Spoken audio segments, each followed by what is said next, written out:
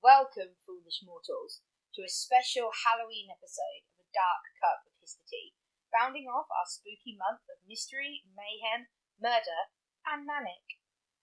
This week, we're diving into one of the most controversial events of the last century, where paranormal activity terrorised a family, confounded skeptics and believers alike, and spawned and gained an almost cult status among the field of paranormal investigation. Not always for the right reasons.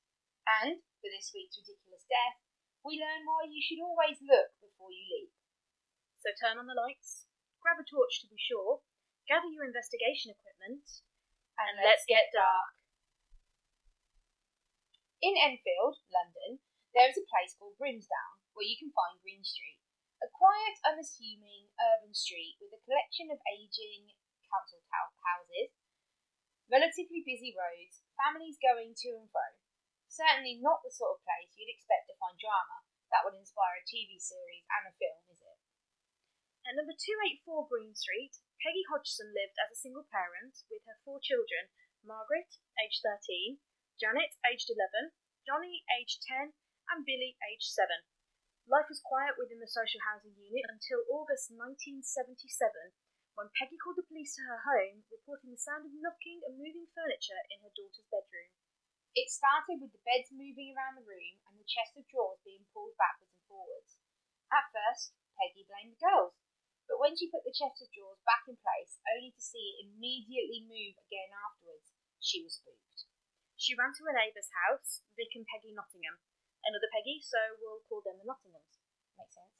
The Nottinghams went back with Peggy into the house when they all heard knocking and banging noises coming from various points throughout the house, but they couldn't determine what was causing them, which made them call the police. You might think there was an intruder in the house. Oh yeah, without a doubt, that would be the first port of call. Yeah, definitely. Peggy was so frightened by the activity that she made the children leave the house until the police arrived. When the police got there, they heard the knocking sounds and one constable reported seeing a chair slide across the floor. But despite investigating as thoroughly as they could, Peggy was so frightened by the activity that she made the children leave the house until the police arrived. When the police got there, they heard knocking sounds and one constable reported seeing a chair slide across the floor. But despite investigating as thoroughly as possible, they were unable to find the source of this suspicious activity. Things then began to escalate, with reports of disembodied voices, more knocking within the walls, loud noises of unknown origin, furniture and toys thrown, and children levitating. I mean, that last one is a little bit, at that point it escalated. Somewhat. You mean like a chair could move? Oh, but that might be able to be explained. Toys moving, possible explanation. But nothing too levitating children. Like what? Where did it go from a toy was thrown to a child was lifted on the air? So, honey, how was your day? Well, the washing up did itself. The chairs put themselves back, and little David was on the ceiling. I mean, duh. Anyway, after this, Peggy got in contact with newspaper outlet The Daily Mirror and reported Douglas Bence attended the property, accompanied by photographer Graham Morris on the 4th of September 1977. So still within the same year at the moment. Nothing seemed to happen, so the pair decided to leave, and that's when the poltergeist kicked up. As you do. Out of nowhere, a piece of Lego seemed to fly through the air and strike Morris on the head, leaving a mark that he claimed lasted for days. That was one hell of a throw. I mean, I personally don't know, but from what I've heard, standing on Lego isn't great, so taking Lego to the face, Let me throw a bit of Lego at your head and see if it marks. Don't, because my brother used to play a game of Does This Hurt with me. His most memorable moment involving a frozen fish he hit me with, and then waited for the fish to defrost and hit me with that as well, asking which one hurt more. I mean, that is scientific. It is scientific. You can't be mad at him for that. He was literally conducting a scientific experiment. And which did hurt. Oddly enough, the defrosted fish hurt more because he held the tail of the fish, but the side of it and the fins just actually came round and gave me a whip crack across the mouth. So, yeah. But I have decided that I'm going to go to, look here, Thimble and Kiss, and ask them to do a t-shirt for him for Christmas with a fish on it and the words, Does This Hurt underneath. That's fab. I bet she'll be well happy to make that for you. Yep. All day. We don't know who the mysterious Thimble and Kiss person is. No, but if you head over to Facebook, Thimble and Kiss, or Instagram, Thimble and Kiss, I'm sure you'll be able to find out all the different gifts that are available to you to purchase. Indeed. So, anyway, yes. A few days later, so after the Lego had been thrown at the head, a few days after this, a second set of reporters, George Fallows and David Thorpe, turned up, and they decided that they would need some more expert help to investigate this. So, your furniture is moving, your walls are knocking, and your kids are going for midnight trips through midair. So, who are you going to call? A reputable paranormal investigator, of course. Oh, of course. Of course, bit of a nice climax there. Yeah. And just where would you find one of those, pray tell? At the SPR. Of course. The SPR? You mean the Society for Psychological... We're back. I can't say things correctly too much. People will think that I'm too polished. That would have worked so Wouldn't smoothly, it? though. I mean, we can pretend. We can edit this bit out. I could, but let's face it, I'm probably not going to. Do I try again? You say. The Society for Psychical Research. I meant say at the SPR, of course. I'm going to try and make myself seem cool. Okay, I will edit it out now. Are you ready? No, it's fine. You don't have to. It's funny. Okay. At the SPR, of course. The SPR? You mean the Society for Physical... It's just a little philological.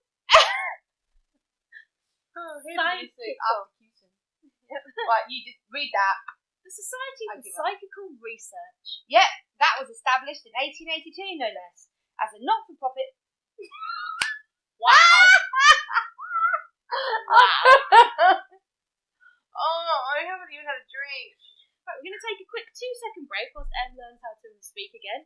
Diddly-doo, diddly-doo, words. This society, known as the SPR, was established in 1882 as a non-for-profit organisation devoted to the investigation and understanding of those events and abilities outside of the realm of normal, aka the paranormal or psychic. The idea is to investigate using scholarly research without prejudice or any preconceived ideas, using a scientific approach to what science can barely yet explain. If someone heard a bang during the middle of that, I'm sorry, my hand knocked the table. I mean, I was trying. You were doing well, that I messed it up, sorry. Interesting fact. It was an SPR member, Frederick Myers, who first coined the word telepathy, and a notable member of the society was none other than Sir Arthur Conan Doyle. That's well cool. Yeah. He was very much into spiritualism and the paranormal. Nice. The SPR has come under criticism from both believers and skeptics alike. Believers say that they are vigilant when it comes to fraudulent reports of hauntings or spiritualism, which actually led to Arthur Conan Doyle resigning from the SPR in 1930 in protest at what they had required for proof.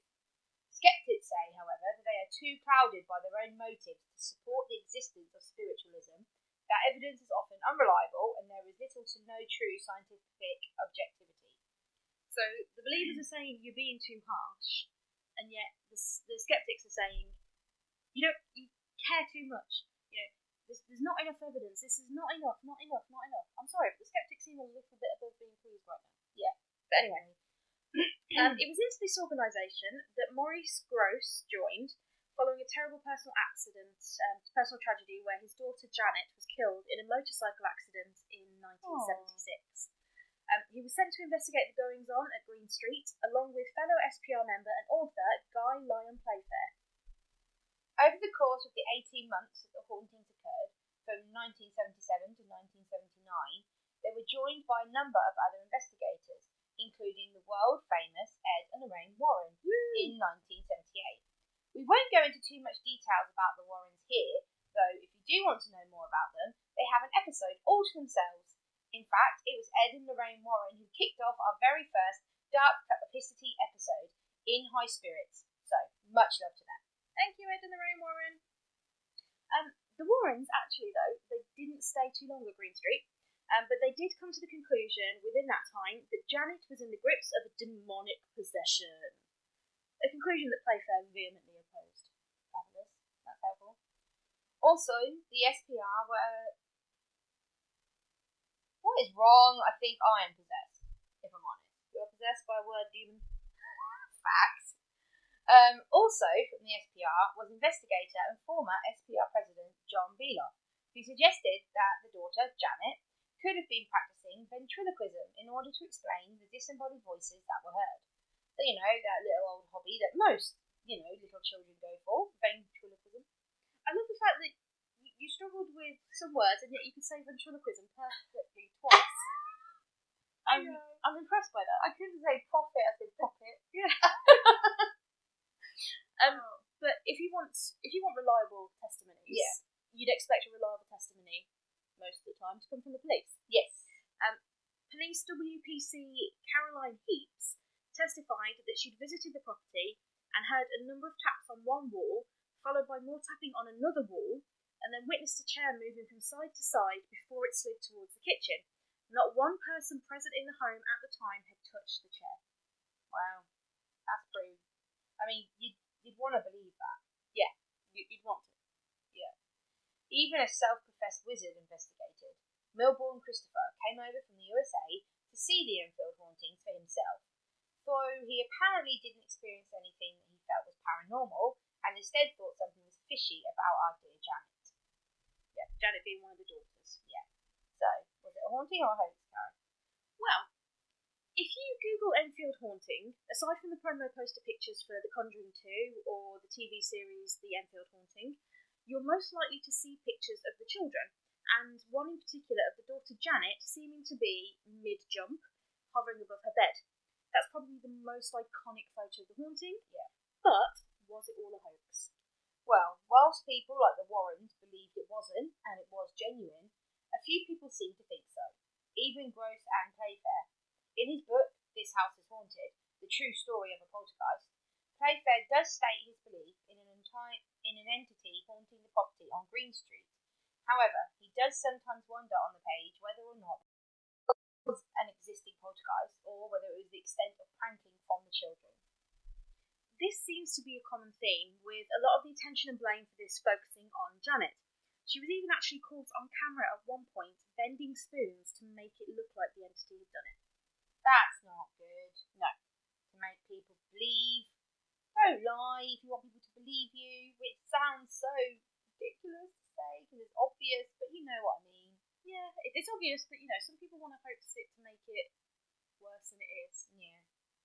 There have been those who have come out later and criticised the investigation done by Gross and Playfair, stating that the remote-controlled still camera also caught evidence of pranking and that the levitating photo was actually taken after Janet bounced on the bed, so she wasn't levitating at all. It was just a very well-timed action shot.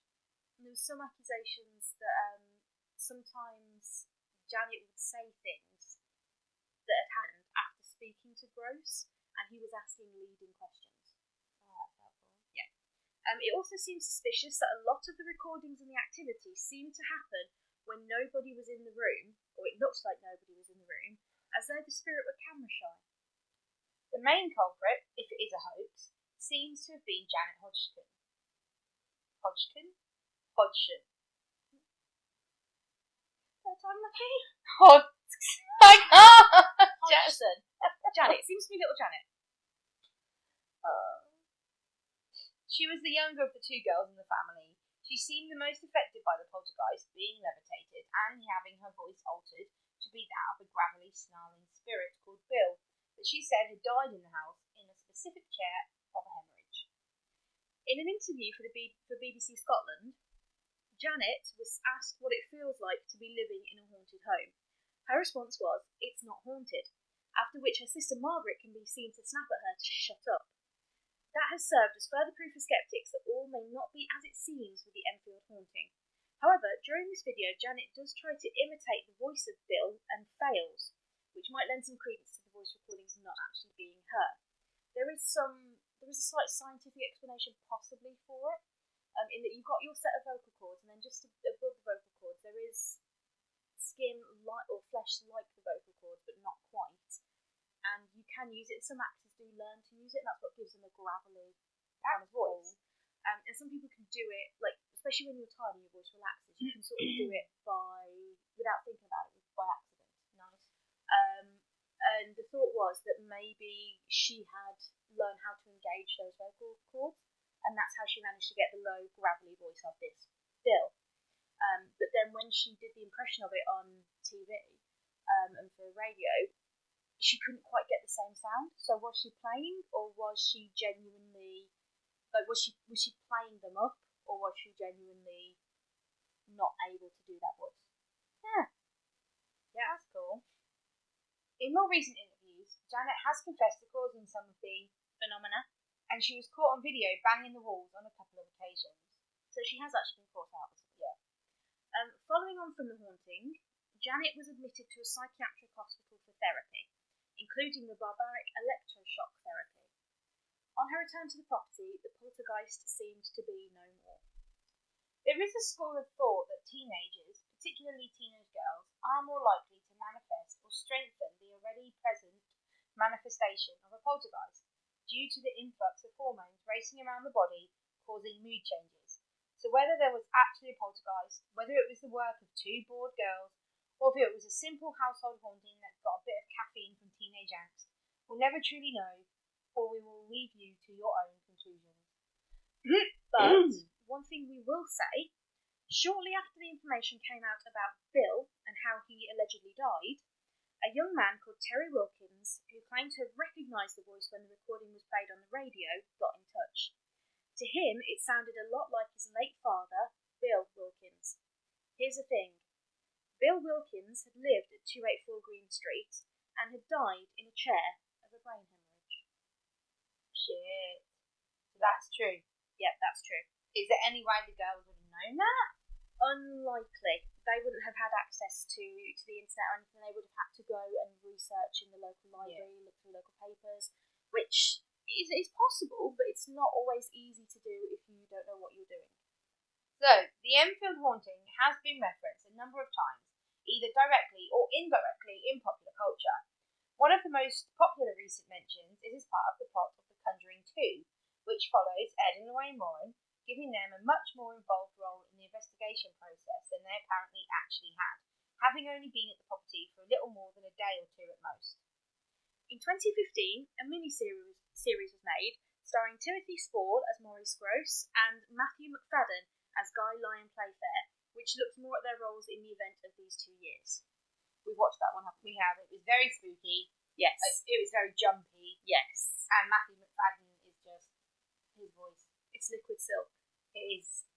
I literally could listen to him read and tell me all the different colour variations of the colour beige, and I'd be happy. Imagine, like, a concept album or a storybook musical with Matthew McFadden reading it and Michael Bublé singing the songs. Mate. It's basically like, I think most women and men would just be like, sorry, ringing in sick at work, sorry, can't, in too much of a coma. If melted chocolate had a sound. Fact. Yeah. Anyway. There was also a mockumentary on BBC that aired in about 1992, which was inspired by the Enfield Haunting.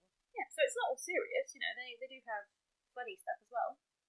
As we mentioned earlier, Playfair published his book in 1980, which, while sceptical in parts of some of the activity, it overall demonstrates his belief in what happened being legitimate.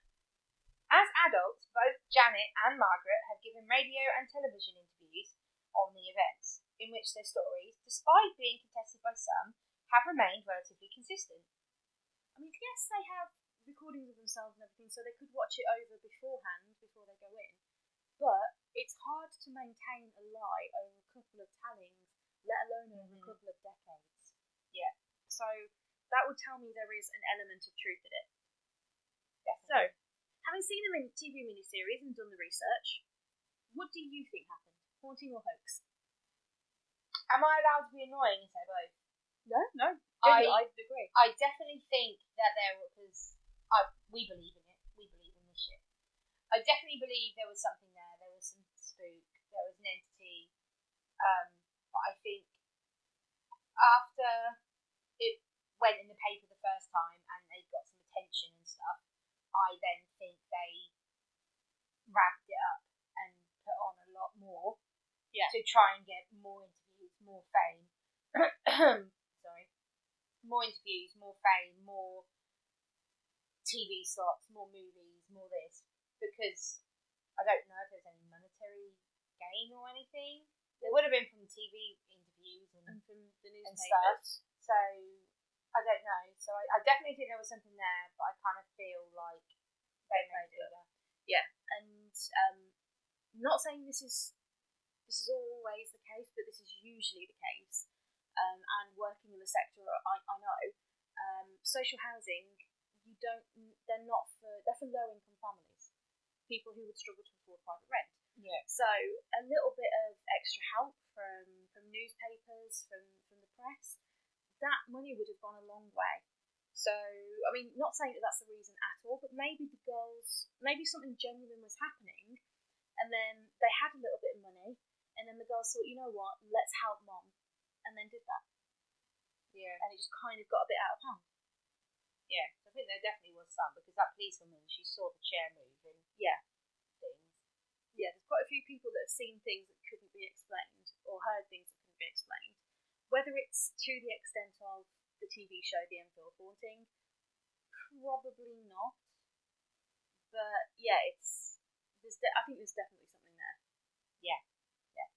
The house is currently occupied, and we would encourage people not to go looking for it, because whilst the owners do acknowledge the current tenants acknowledge what's happened there, they don't particularly want a whole media hoo-ha. It's not open to ghost hunts or anything. Just leave people to live in peace. Have they said anything? Have they had any? No, nobody else that's lived in the property has had it. Yeah, just them. Which kind of lends to the theory of it being ramped up by teenage girl angst. Yeah, Maybe. So that's it. That's the Enfield Haunting. It's a quick one, wasn't it? Yeah, well, we did one now last week. This is just a special Halloween episode, considering Halloween's on a Sunday, and we put episodes out on a Sunday. Yeah. But yeah, so this is the first dark episode you listen to of the month. Go back and listen. We've had a whole month of spooky. We've done Ghost Ships and the Mary Celeste. We've done Jack the Ripper. Yep. We have done most recently Dracula, Vlad the Impaler, that we did with our friends at the Manic podcast. 2 N's. Very important. We were then also on their podcast as a collaboration. So if you head over to Manic and look for Dracula, you'll hear us on their podcast. Yeah, that actually came out on Wednesday just gone. Yes, the day we're recording this. Yeah. Because we would be recording this on Halloween. However, we are having a Halloween party on Saturday. So I don't think... I mean, we've done a podcast where I've been horrendously hungover before and I sound like death. Yeah. I don't feel like that needs to be repeated with both of us. I could not look at a computer screen long enough to record if I was hungover. No. Absolutely not. No. So, speaking of alcohol and inebriation, Fab. shall we do our ridiculous death? Yeah. It's our ridiculous death with a twist, because the way this person died is a bit stupid, but we know about them because they haunt the place where they died. Dun, dun, dun, So it's a dun. ridiculous haunting. So, in the spirit of, spirits, up in Scotland, they are known for their distilleries, churning out some of the finest, smoothest, peatiest, richest, most beautiful whiskies in the world. It's a thing of beauty and a tipple that many a person enjoys. Not so much yourself, but me, maybe, possibly. Don't know what goes that way. That includes our poor hapless victim, who really enjoyed his local the Scottish Islands. The area is now a hotel, but it was once a distillery.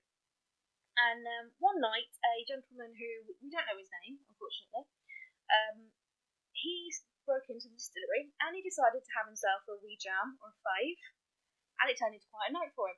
Imagine. Come the morning, the workers arrived, and our inebriated lad decided that it was time for him to make a break for it. So he clambered to his feet, staggered to the nearest window, climbed out, and made a bid for freedom. Not realising in his whiskey-addled haze that he was now on the second floor. He fell out of the window to his death. But that wasn't the end of him, though technically it was. Oh yeah. To this day, he can still be seen wandering around, probably still living off the bit that's called the angel's share, which is the bit of the whiskey that evaporates, to try and make his afterlife a bit more of a party. So if you ever go to a hotel, on Isla in Scotland, in Port Ellen. Keep a look around for a drunken ghost just staggering through the nearest wall. I mean, that is quite a ridiculous way to die. Yeah. Not knowing how high up you are and jumping out of a window. Yeah. At least he probably wouldn't have known. But I'd like to think he did something like, bye, see ya. Like, you know, the 2-finger salute on your head. And jumped. Laters. And was gone. Yep. And he would have been very, very drunk. He probably wouldn't have felt anything. No, he wouldn't have tensed, which I'm pretty sure is probably what killed him rather than him just getting away with a broken leg or something. Because he wouldn't have been able to control how he landed. No. But at least he died happy. Yeah, we've got to give him that. Yeah. So, that's it. That's it. We are now going to go and enjoy a takeaway. Yes. And chill and probably watch something spooky. Definitely. It's Halloween soon. And it's Halloween when you listen to this. So happy Halloween. Happy Halloween. And if you want to learn the origins of Halloween, Hello, Eve Been Expecting You is an episode to listen to. Definitely. And is that the one we did drunk? Yes, that is the one we did drunk. That was 3 years ago. That was Halloween 2018 we recorded that one. So by rights, we should have done this one with the hangover, and then you can listen to one after the other. Oh yeah, 3 years apart. Yeah. So have a listen to that one and enjoy your Halloween. Stay safe, stay warm, and we shall see you next time for more history wonderfulness. I forgot what I was going to say. That was great. I love it when you say things off the fly. This is why I write things down. You word very, very well when you don't have to make it up on the spot. I'm not one for the epic speech, I don't think. No one will follow me into battle. I'd follow you into battle. That's because you just see a queue and join it. No. I mean, I'm British, but I'd follow you into battle. We literally did do that at Alton Towers, didn't we? We saw a queue and joined it was the wrong queue. Yes, we did. The most British thing we've ever done. Right, anyway. We're just rambling on, letting you know shit about us now. Hi. Sorry. Hope you've had a lovely Halloween, and if you listen to this in the day, spend the day doing something spooky, watch a movie, a scary movie, carve a pumpkin, drink some hot apple cider, or if it's late in the evening, have a bath with a bath bomb and watch a scary movie in the bath. You know, that's what I do. I feel safer in the bath. Unless I'm watching, like, something where someone dies in the bath. What lies beneath. Yeah. Don't watch that. But anyway, have fun, and thank you for listening. Bye!